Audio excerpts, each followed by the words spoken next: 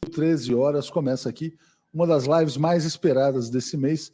Pepe Escobar explica o novo grande jogo da geopolítica diretamente de Moscou. Pepe, muito bem-vindo mais uma vez à TV 247. Obrigado, Leonardo. Obrigado a vocês. 7 horas em Moscou e um brinde para vocês, não de vodka, mas de uma das minhas águas favoritas das montanhas da Geórgia, a Borjomi. Saúde! Bom. Obrigado, Pepe, mais uma vez aí pelo seu tempo. Bruno Botelho Costa chegou como assinante.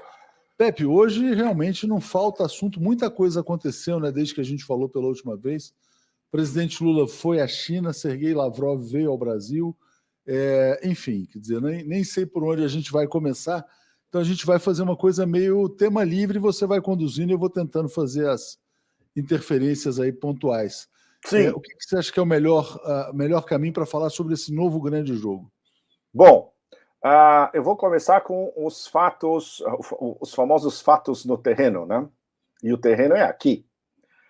Bom, essa semana, no início da semana, tivemos um convidado muito especial, o ministro da Defesa chinês, que não só se encontrou com seu homólogo Shoigu, mas teve uma audiência direta com o presidente Putin, que durou um tempão. Isso é extremamente significativo por uma série de razões. Se, como vocês no Brasil, claro, estão expostos à toxicidade da mídia americana e da mídia controlada pelos americanos e o resto do Ocidente, se vocês vão atrás do que, como isso foi interpretado por esses espécimes, a China veio aqui prometer que vai vender armas à Rússia. Isso é uma besteira que não tem tamanho. O que veio, o ministro Liu Shufang veio fazer aqui é um negócio muito mais sério. Eles estão prevendo o novo round da guerra híbrida americana contra a China. E eles vieram justamente conversar com a Rússia sobre o que o Ministério da Defesa russo define de uma maneira quase pungente, assuntos técnico-militares. Entre esses assuntos técnicos militares, o mais importante é um sistema de missile defense, defesa antimíssil, à altura das necessidades chinesas. Ou seja, não é apenas S-400, que os russos vendem para várias potências, inclusive venderam para a Turquia, que é membro da OTAN. São os S-500, que já foram testados e que estão entrando no mercado do ponto de vista russo esse ano, mas que, no caso da China, já permite, porque eles têm essa parceria estratégica extremamente solidificada agora, eles já começaram a vender S-500 para os chineses. E o S-600, que já está desenhado e vai começar a ser testado em segredo breve, ninguém sabe a data ainda, a mesma coisa, os chineses vão estar na linha de frente para receber os S-600 assim que o exército russo também os receber. Então, a conversa do ministro da Defesa, não só com o ministro da Defesa russo, mas com o Putin, ela foi em termos da guerra híbrida contra os dois, que é algo que está solidificado nas duas chancelarias, nas duas presidências, entre Putin e Xi, no Politburo, no Conselho de Segurança Nacional russo, e todo mundo sabe o que isso pode acontecer, inclusive a médio prazo, que é algo que vem sendo especulado, mais uma vez, especulado pelos think tanks americanos, de que pode haver uma ação mais radical até 2025 em Taiwan, envolvendo Taiwan. Claro, o spin deles é que a China vai atacar Taiwan, o que demonstra, mais uma vez, a sua absoluta estupidez, porque eles, obviamente, nunca leram e nunca escutaram o Deng Xiaoping para falar uma coisa dessa. O que pode acontecer é uma provocação americana em Taiwan, usando justamente os taiwaneses como os ucranianos estão sendo usados há mais de um ano, para provocar a China a um ataque. Os chineses estão perfeitamente cientes de que isso pode acontecer, E eles estão pensando, já quando o Xi Jinping falou há menos de um mês atrás de que nós estamos construindo um grande exército do século XXI, isso não é uma brincadeira, isso é muito sério. Especialmente no que lhes falta, que são armas hipersônicas, que os russos são líderes mundiais disparados, pelo menos há 2 gerações, e sistemas de antidefesa de mísseis, que o S-500 é o melhor do planeta disparado. O Patriot americano comparado com o S-500 é você comparar uma formiguinha com uma Maserati. Então, essa história foi muito bem coberta pela mídia russa, o pouco que vazou, mas os melhores analistas militares, é mais ou menos um consenso, sem dúvida, os chineses agora, eles estão nos pedindo o melhor do melhor que nós temos, e como a parceria estratégica chegou a um nível que, vindo diretamente da boca dos principais participantes, não tem limites, eles sabem perfeitamente que o nível de desespero dessa administração democrata, antes mesmo das eleições dos Estados Unidos no final do ano que vem, e dependendo de quem vier na sequência, se for justamente um candidato democrata, não o nosso amigo Robert F. Kennedy Jr., que anunciou ontem que ele está na corrida, se vier alguém do Partido Democrata tradicional em torno do sistema Biden, e essa história pode ficar extremamente tóxica a partir justamente de 2024.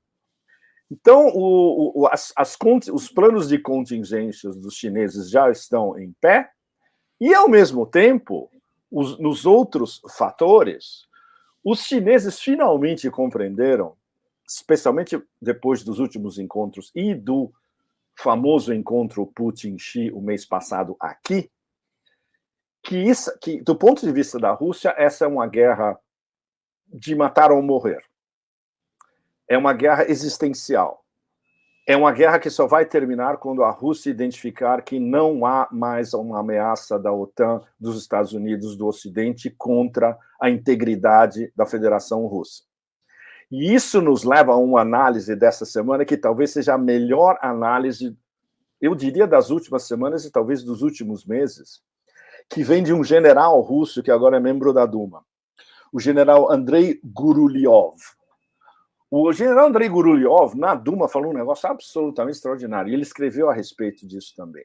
Sabe qual é o horizonte que ele está dando para uma resolução definitiva da guerra da OTAN contra a Rússia? Leonardo, vocês todos, vocês vão cair da cadeira. De 2027 a 2030. Ninguém até agora falou que essa guerra pode durar até o final dessa década. E ele explica cuidadosamente como isso... Inclusive, um analista russo, cujo o nome dele no Substack é Simplicius, ele é um analista russo de primeiríssimo nível. Ele assina como Simplicius the Thinker, Simplicius o Pensador.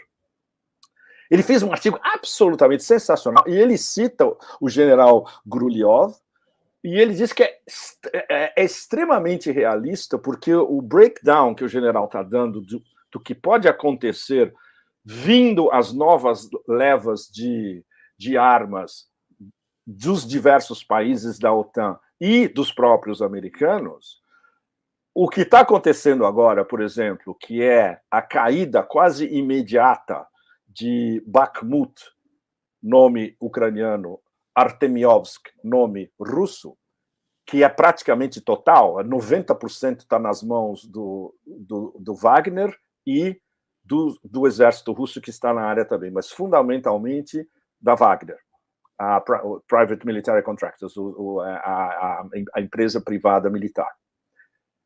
Isso vai se reproduzir nos próximos fronts, e vão ser, cada uma dessas batalhas vai ser batalha de meses.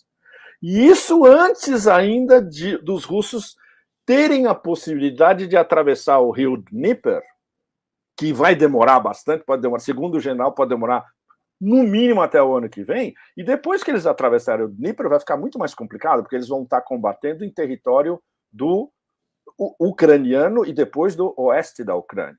e também o que isso significaria em termos de uma tomada de Odessa vindo por terra e não pelo Mar de Azov e pelo Black Sea. Então, os cenários que ele colocou são extremamente plausíveis, que é uma guerra lenta, de atrito, usando a tática russa, que a gente chama de snail, como é que chama? Como é que chama aqueles caramujinhos que andam bem devagarzinho, Leonardo?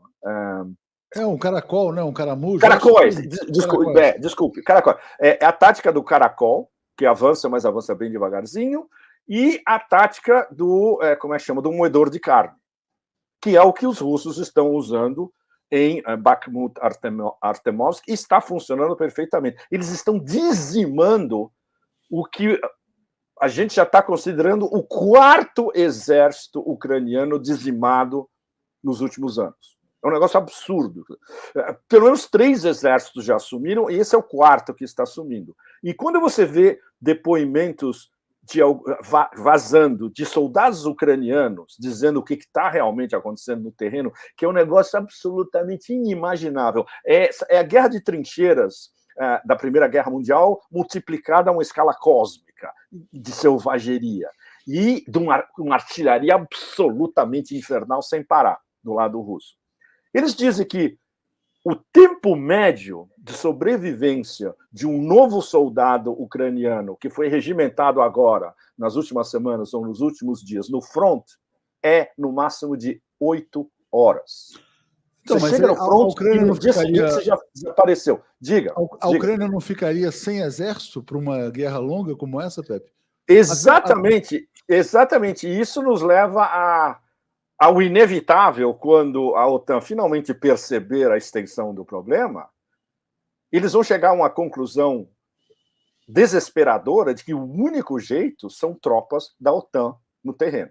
E aí a gente sabe que esse negócio aí vai explodir de uma maneira absolutamente estratosférica. Que esse é um red line dos russos, que no momento, essa linha vermelha, os russos não estão aplicando, eles estão esperando para ver qual será a próxima reação da OTAN, depois, especialmente, desse front-chave, que é a conquista de Bakhmut-Artemovsk. Isso significaria mais poloneses, que são a bucha de canhão favorita da OTAN, que aí não vão ser poloneses no oeste da Ucrânia, a oeste de Lviv, perto da fronteira com a Polônia. Vão ser poloneses que vão estar praticamente no Donbass ou chegando perto do Donbass. Para os russos, isso é uma linha vermelha absoluta, que, do ponto de vista russo, isso é uma intervenção direta de tropas da OTAN. No momento, eles não estão levando muito isso em consideração, porque eles sabem, eles contabilizam, inclusive, o número de mercenários da OTAN que está em cada região.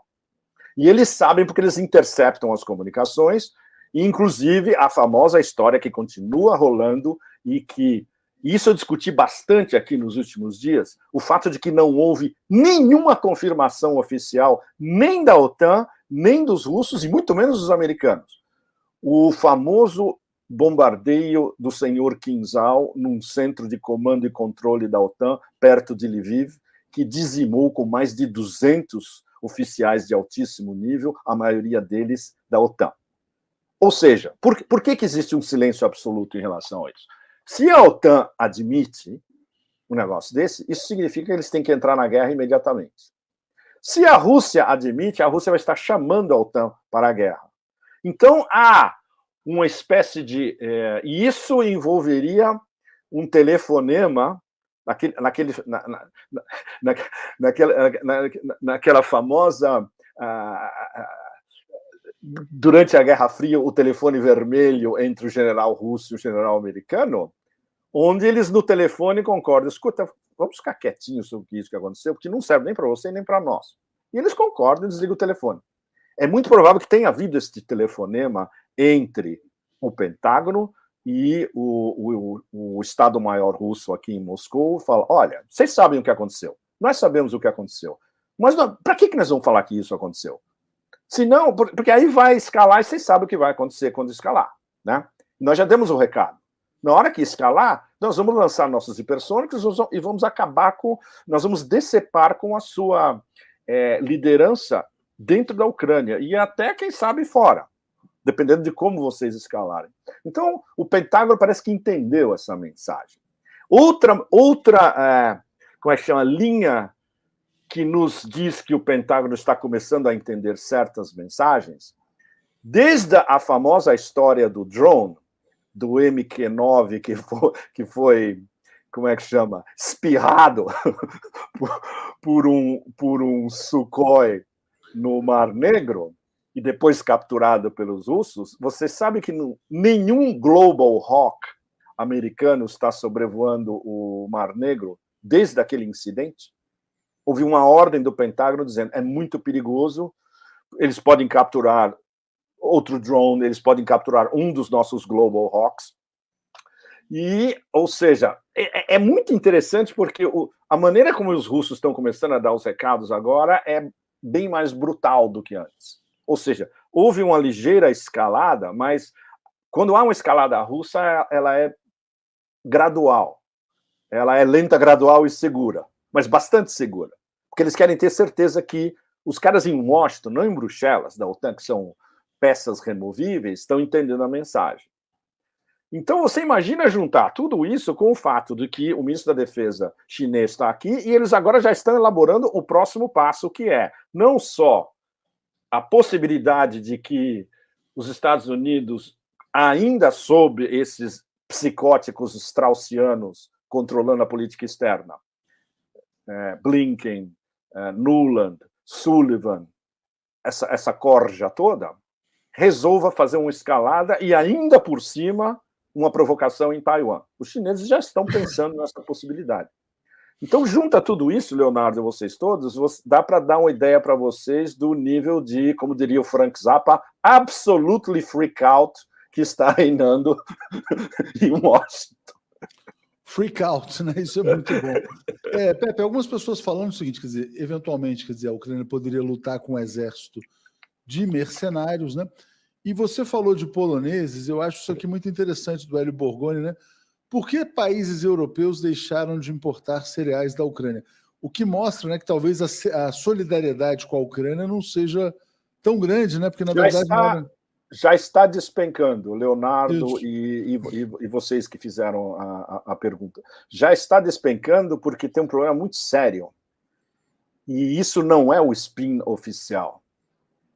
A melhor história em relação a essa suspensão é de que esses grãos vindos da Ucrânia já estão contaminados por GMOs da Monsanto. Essa é a verdadeira história que não pode sair na mídia ocidental de jeito nenhum. Como vocês sabem, grande parte das terras ucranianas já foram incorporadas, acaçapadas, etc., pela Cargill e Monsanto, especialmente. Assim como a BlackRock já, inclusive, anunciou oficialmente que eles vão cuidar da recuperação, entre aspas, da Ucrânia. Né? Ou seja, eles vão encaçapar o que ainda não foi encaçapado. Entre outras coisas, por exemplo, isso é algo que saiu hoje. Os ucranianos estão tão desesperados com o fato de que o orçamento deles não cobre absolutamente nada e que eles vivem basicamente de empréstimos ou de ajuda que vai ter que ser paga vindo, seja dos Estados Unidos como da União Europeia, que eles vão começar a leiloar algumas empresas estatais que restam. E aí fizeram uma contabilidade, não vai dar muito dinheiro, porque os investidores estão basicamente dizendo mas o que a gente vai comprar de um país que pode até parar de existir daqui a 1 ano ou 2? Nós vamos enfiar o nosso investimento num buraco negro? O que nos garante que a gente vai conseguir essas empresas ainda funcionando daqui a algum tempo? E se elas não se autodestruírem nesse espaço? Ou seja, o desespero chega ao ponto de que, mesmo lançando uma campanha internacional de invistam e comprem os nossos ativos a preço de banana, nem assim eles estão conseguindo atrair muita gente. A perspectiva é que eles consigam atrair 300 ou 400 milhões de dólares, que não é nada, comparado com o buraco negro que é a Ucrânia hoje, né? Não, certamente. Pepe, e a questão dos mercenários, né? Quer dizer, isso... você falou, na verdade, já existem mercenários lutando aí pela Ucrânia, né? Especialmente poloneses, britânicos tem alguns dos bálticos, uma pequena quantidade de romenos, mas tende a aumentar. Os números variam, os números vêm de todas as fontes possíveis e imaginárias. Os números colocam a menos de 10 mil. É muito provável que isso esteja entre 10 mil e 20 mil, na verdade. E, obviamente, a OTAN não vai dar cifras de jeito nenhum desses mercenários. Os caras que controlam são os caras que estão no front. E aí, excelente, você vai em canais militares russos de combatentes do front, eles falam, olha, hoje a gente interceptou comunicações do outro lado, e os caras estavam falando inglês e polonês. É assim que você fica sabendo onde eles estão, né? Em diversos pontos do front. Em Kiev, no centro de comando e controle de Kiev, todo mundo é da OTAN. Tem uns 4 ou 5 da equipe do Zaluzny, do general Zaluzny, que fica lá basicamente para compor, porque as decisões são tomadas por esses caras. E, obviamente, as decisões eles estão respondendo ao que vem de Washington, evidentemente. E tem americanos. E nesse centro de comando e controle, perto de Lviv, que foi destruído pelo Kinzhal, ou seja, veja bem, isso ainda ninguém tem o smoking gun absoluto disso. É a extrema probabilidade de que houve esse ataque, o fato de que é um silêncio dos dois lados, e isso está sendo interpretado como aconteceu mesmo e não interessa as duas partes. Tinha vários oficiais americanos de altíssimo nível. Ou seja, o fato demonstrável de que a OTAN está no terreno em diversos níveis, em diversas gradações, isso é indiscutível. A questão daqui para frente é até que ponto pode haver uma escalada a curto ou médio prazo, especialmente na hora que bater o desespero absoluto, que vai ser a queda final, definitiva, de Bakhmut-Artemovsk, que deve acontecer até o final do mês, na verdade. A gente está no meio do mês, 20 agora, isso pode acontecer nos próximos 10 dias facilmente.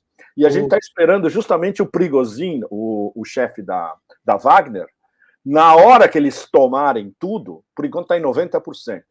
Ele vai fazer um anúncio oficial, olha, nós tomamos tudo, e nós, por exemplo, hoje, entre ontem e hoje, eles cortaram a única possível saída dos caras do exército ucraniano que estão no subúrbio de Bakhmut e que eles agora estão cercados, ou seja, esses caras não podem mais nem sair. O que vai acontecer com eles? Vai vir a técnica da artilharia pesada do Moerkard, eles vão acabar com esses caras e depois disso não vai ter mais ninguém. Aí eles podem anunciar, olha, nós tomamos 100%. Pepe, a Paula perguntou onde você está. Você está em Moscou, a Doris perguntou. Eu estou em Moscou há quase 2 semanas, continuo aqui até o dia da vitória, provavelmente, e para vocês que são curiosos, a minha nova vida em 2023 é Paris, Istambul, Moscou, ida e volta. Muito bom. E a Doris perguntou se estamos ao vivo. Estamos ao vivo. Você falava, estamos ao vivo. Sobre isso que o Fernando... São 7h20. Exatamente. E aqui 1h23. O Fernando pergunta algo sobre o que você vinha falando, né? O mundo multipolar só será cristalizado se a China conseguir conter diretamente a revolução colorida promovida pelo Império, né? Porque, evidentemente, Sim. A gente está vendo o nascimento dessa nova ordem. E aí essa viagem que você falou do ministro da Defesa chinês à Rússia é essencial para isso. Diga, Sim. Pepe. Sim. Bom, nesse último mês, aliás, desde o mês passado, o mês passado inteiro que eu passei aqui, e esse mês, onde eu estou aqui há quase 2 semanas, a velocidade de tudo que está acontecendo é um negócio tão brutal que para todos nós é praticamente impossível digerir tudo em 24 horas, todo dia. Você chega no fim de semana, você tem que fazer pelo menos um breakdown do que aconteceu durante a semana para, o que pode vir a partir dos próximos dias e colocar os significados dos principais acontecimentos em perspectiva. Por exemplo, o que está acontecendo essa semana em paralelo com essa visita do ministro da Defesa russo a Moscou? O Sergei Glaziev, o principal assessor econômico dele, com quem eu conversei o mês passado, eles estão em Pequim. Eles ficaram mais de 10 dias em Pequim, eles voltam nesse fim de semana. O que eles estão discutindo em Pequim? desdolarização. A nova moeda que está sendo discutida primeiro dentro da União Econômica Euroasiática, baseada em commodities, em ouro ou nos dois, e como isso pode ser implementado, quais seriam os próximos passos em discutir isso com os BRICS, especialmente com os BRICS Plus, a expansão dos BRICS a partir da cúpula na África do Sul. E durante essa conversa, a semana passada eu tive uma conversa muito importante com um top especialista de fintech, de tecnologia financeira aqui. E ele estava me explicando, já em alguns detalhes, o que depois eles vão me explicar com muito mais detalhes depois dessa volta de Pequim. É a dificuldade de implementar um novo sistema de pagamentos e uma nova moeda. É algo de uma complexidade absolutamente brutal, Leonardo, vocês todos. E, para mim, foi muito importante, porque eu comecei a agora ter mais detalhes técnicos de como isso é difícil. Eles têm um plano B, e isso é o melhor da história. O plano B deles é: vamos primeiro desenhar um sistema de pagamentos e vamos nos aproximar das grandes empresas russas. E, no caso da União Econômica Euroasiática, também do Cazaquistão. Se a gente vende essa ideia para por exemplo, para Rosneft, para Gazprom, para os ultra lá em cima de business, vocês não querem começar a testar esse sistema de pagamentos, essa nova moeda, etc. Se os caras de business entram, todo mundo vai entrar e os países menores vão aderir imediatamente, e isso já é literalmente uma moeda de troca interessantíssima para discutir dentro dos BRICS. Porque, no momento, o esforço dentro dos BRICS de criar uma moeda alternativa, que já foi mencionado, inclusive, pelo presidente Lula diretamente, está no ar. É muito incipiente e está muito atrás do que está sendo discutido e aprofundado pelo Glaziev dentro da União Econômica Euroasiática já há bastante tempo. E o Glaziev já escreveu em detalhes sobre isso, ele tem papers enormes explicando, ele coloca sempre no canal Telegram dele os progressos. Mas a dificuldade extrema é de que isso estaria, no início, restrito à União Econômica Euroasiática, mesmo discutindo com os chineses. Os chineses não querem ir muito rápido, isso é o X da questão. Eles querem, claro, uma moeda alternativa ao dólar, baseado em commodities que eles não têm, veja bem, mas ouro que eles têm bastante. Então, as commodities viriam da Rússia e o ouro viria da China, basicamente, para lastrar essa moeda. E eles estão muito mais dependentes do sistema financeiro internacional e de todas aquelas obrigações do tesouro que eles detêm americanos do que os russos, que estão praticamente...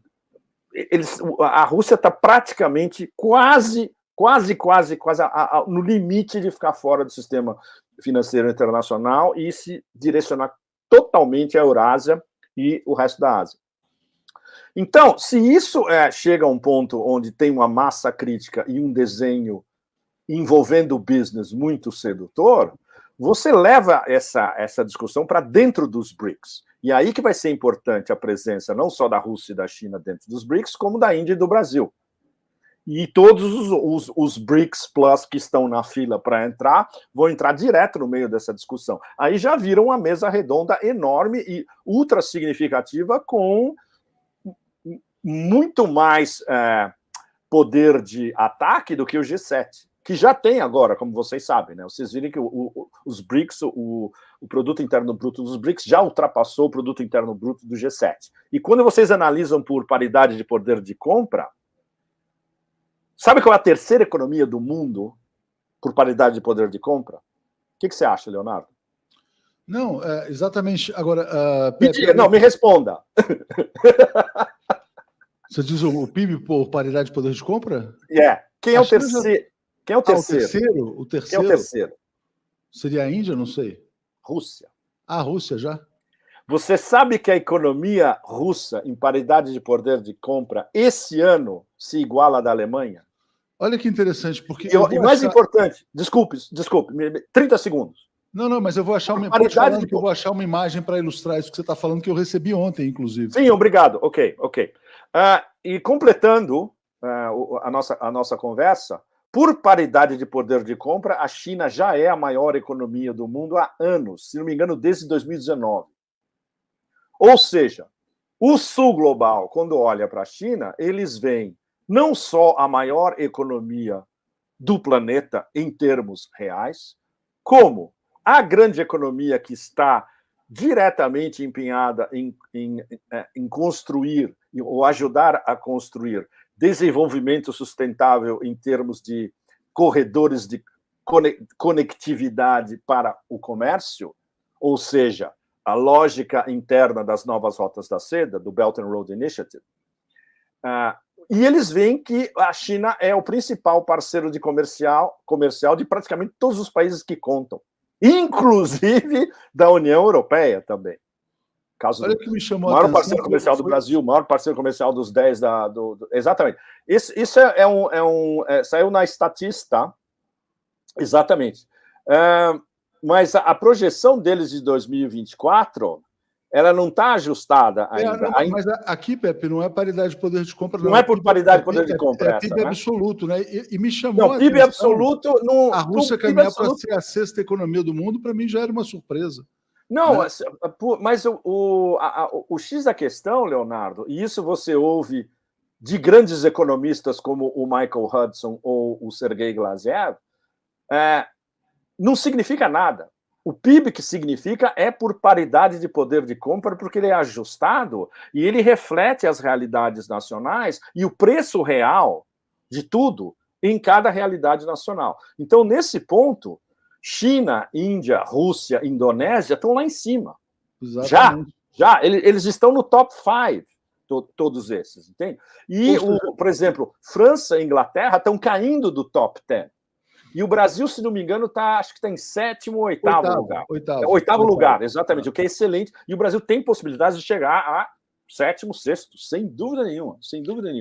Então, esse é o verdadeiro indicador. E o principal quase todos esses estão nos BRICS.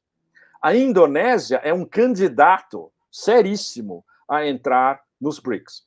A Indonésia é super importante, ela está sendo cortejada diretamente pelos russos e pelos chineses, não só pelo potencial agrícola, evidentemente, o fato de que é um grande produtor de petróleo, super importante, o fato de que é um arquipélago que consegue unir diferentes grupos étnicos. É extremamente difícil governar a Indonésia e eles estão conseguindo. E eu acho que só agora, realmente, essa é uma história que eu acompanho desde a queda do Suharto em detalhes, em 98. A Indonésia agora está começando a se tornar uma grande potência, não, uma grande potência potencial, né, para ser redundante. Eles estão construindo uma capital descentralizada, eles estão construindo a Brasília da Indonésia também. Então, eles são, na verdade, a nação mais importante dos 10 da ASEAN, Associação de Nações do Sudeste Asiático. E os contenciosos que eles tinham com a China em relação ao Mar do Sul da China já foram resolvidos diplomaticamente, ou seja, não é que amanhã a China vai dizer, olha, eu quero aquela ilha de vocês. Não vai ter mais isso. Né? E a relação com a Rússia é muito boa também. Então, tudo isso é super importante para, montar o palco da discussão interna dentro dos BRICS, a partir da próxima cúpula, sobre desdolarização e a nova moeda. Agora, só para dar um exemplinho, Leonardo, que acho que vocês devem saber até melhor do que eu. A presidente Dilma falou algo há pouco tempo que de uma certa maneira, preocupante, é bastante preocupante. Ela disse que o objetivo dos empréstimos do NDB, o Banco dos BRICS, é chegar a 30% fora do dólar até 2026. Deveria ser ontem isso, na verdade. E não deveria ser 30%, deveria ser 70%. Ou seja, institucionalmente, está indo muito devagar. Ou seja, a gente espera que a presidenta Dilma possa, pelo menos, dar um impulso a novos deals e novos empréstimos em moedas moedas locais, moedas dos BRICS, especialmente o yuan nesse caso, e saindo fora do dólar cada vez mais. Mas, no momento, ainda é muito limitado. E isso nos dá uma ideia de como esse processo é lento, gradual e, em muitos casos, seguro e inseguro, porque é muito complicado você convencer parceiros de que vocês têm que começar a pensar fora do sistema institucionalizado pelo poder hegemônico. E aí entra um problema de inércia, um problema psicológico seríssimo, né? Um problema de, eu estou acostumado a... Não, mas só que... Porque, por exemplo, se eu te falar o seguinte agora, Pepe, Diga. não, vamos pensar em, sei lá, 1 milhão de yuanes, né? Ninguém sabe o que isso significa como referência. Mas se você falar 1 milhão de dólares, é uma referência. É um padrão mental, né, que tem que ser quebrado. É um padrão mental que tem que ser exatamente trabalhado e muita explicação, todo mundo tem que ser super didático, etc. Sim. E é um fator cultural também, não se esqueça. A partir de agora, você é uma moeda do Oriente, que para muita gente no Ocidente é ainda mais ou menos incompreensível. São outros paradigmas que você tem que se habituar. O fato de que o yuan é conversível, mas não é totalmente conversível ainda, porque os chineses não querem. Porque eles querem manter o controle sobre o yuan. Então, não pode ser totalmente conversível e submetido às regras do, como a gente sabe, capitalismo de cassino, mercado. Então, o controle do People's Bank of China, do Banco da China sobre o yuan vai continuar muito, muito sério. E o rublo, no momento, é uma moeda completamente banida do Ocidente. Então, não existe saída para os dois, que são os dois condutores desse trem de alta velocidade que já saiu da estação, que é o da desdolarização, tem que colocar todos os esforços em desenhar essa moeda alternativa. E isso que... E aí a gente... Diga. E aí a gente vai acrescentar. Quem falou em desdolarização foi o presidente Lula na viagem à China. Sim. Essa repercussão foi bombástica. Foi bombástica, os americanos enlouqueceram com o fato de ele falar isso em território chinês. Exatamente. E aí eu queria te pedir para trazer para a gente, quer dizer, como repercutiu isso aí fora, né? A viagem e essa declaração. Bom, a repercussão da viagem aqui foi excelente. Os melhores analistas russos e o pessoal do sistema financeiro russo falavam, bom, finalmente o Lula saiu da jaula. No sul global, a mesma coisa. O Lula finalmente falou o que ele deveria ter falado desde o início. Agora, tem um problema. A gente pode... Eu vou tentar jogar um pouco como um advogado do diabo nessa discussão. Existe a possibilidade séria disso ter sido um erro estratégico. Porque você, com uma frase apenas, você antagonizou o império diretamente e você pronunciou a frase em território chinês, que é o anátema absoluto, porque é o alvo fundamental do império. A ameaça existencial ao Império Americano não é a Rússia, é a China, do ponto de vista deles, veja bem. E isso não é só do ponto de vista dos straussianos psicóticos na Casa Branca, o Departamento de Estado, é quase bipartidário. Os republicanos também acham que todo o Capitol Hill, né, todo o sistema, praticamente todo o Beltway, né, Virginia, Maryland e Washington, quase todo aquele sistema que o nosso amigo Ray McGovern qualificou de MICIMAT, complexo industrial, militar, congresso, inteligência, academia, think tanks e mídia. Você fala em Rússia e China, eles não percebem que eles caíram na armadilha que eles próprios montaram, que é de você criar uma guerra artificial em dois frontes contra as duas principais potências da Eurásia, que ainda por cima estão unidas por uma parceria estratégica. Isso, se o Bismarck tivesse vivo hoje, ele teria ataques cardíacos seriais com um negócio desse, que em termos de estupidez estratégica não existe. Mas foi isso que os americanos atraíram para si mesmos. E agora, como eles estão presos na jaula que eles construíram, Não tem saída. O que você faz? Você vai redobrar sua aposta? Que é o que eles estão tentando? Ah, a guerra da Ucrânia, tudo bem. Vamos um cessar-fogo qualquer, a gente faz um acordo e vamos nos concentrar em China e Taiwan. Ou seja, isso dá para vocês mais ou menos o estado das coisas em termos da mentalidade demente predominante em Washington. Né? O Lula, quando fala o que o Saddam Hussein estava fazendo antes de ser dizimado e esquartejado, e o que o coronel Gaddafi estava tentando fazer na África antes de ser dizimado e esquartejado, e o Lula fala diretamente, nós temos que passar ao largo do dólar, ele colocou como é que chama? Um alvo vermelho nas suas costas. Eu imagino que o presidente Lula deva ter refletido seriamente sobre por que dizer isso agora e por que dizer isso na China. Mas guardem a possibilidade, o plano B dessa história, de que isso pode ter sido um erro estratégico seríssimo, porque o império começou a cair em cima no dia. No dia. E isso veio diretamente da CIA, ou seja, foi plantado como uma matéria caudalosa no Washington Post.